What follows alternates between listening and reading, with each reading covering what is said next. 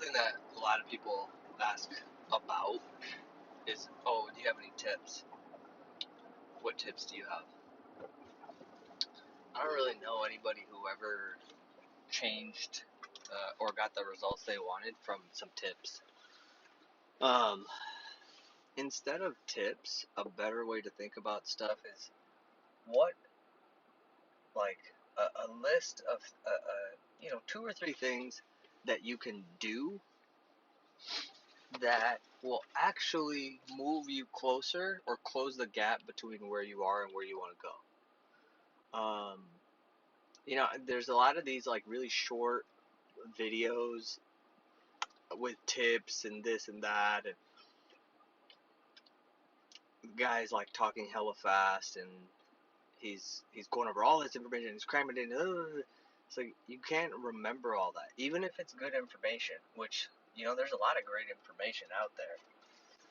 It's just another thing to sort through it all, figure it out, spend the time to understand the topic at hand, and then figure out which things are actually uh, benefit you or close the gap. Mainly, that's the thing. Is like if the thing that you're thinking about is not actually closing the gap between where you are and where you want to be, then just stop doing it.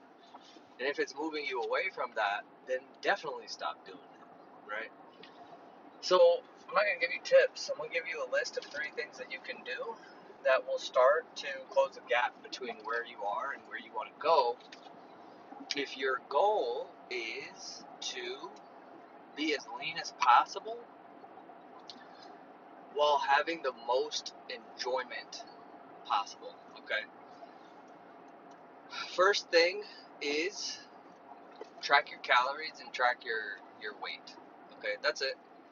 You're doing this to see what's actually going on versus trying to hit some sort of target, because even in the process of what you'll learn by just tracking things and seeing what happens to your weight, like, oh, I'm eating all this stuff, it looks like I'm eating this much food, and then I didn't know that food had that many calories, I didn't know a tablespoon of butter had this much calories, and then you notice that, oh wow, like my weight is going down, or oh wow, my weight is going up, or oh, it's staying the same. What happens when I decrease? So just that one like it's a self-correcting, self-adjusting tool. See how much you're eating, and then see how much you weigh. Do it, track it every day. That's it, bare minimum. The second thing you can do is walk 10,000 steps every day. That's it. Like, it doesn't take that long. You can do many things while you're doing it. Just the more active you are, the easier those steps rack up.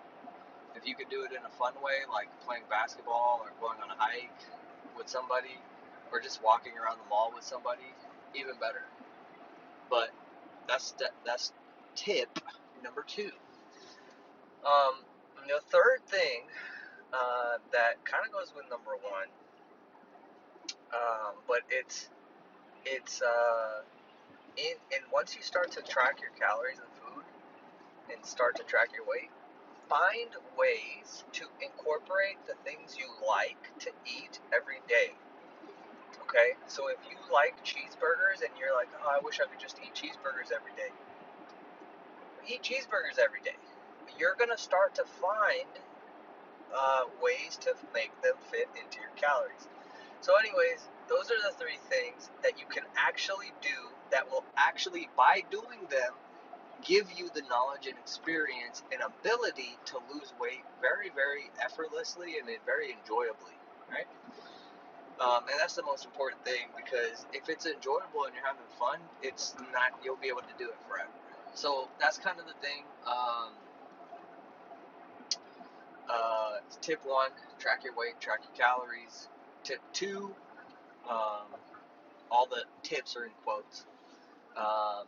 Tip number 2, walk 10,000 steps. And number 3, find ways and put the foods that you want to eat in your calories every day. Every single day. Not once in a while, but every day. Alright. If any of that was helpful or useful, you know the drill.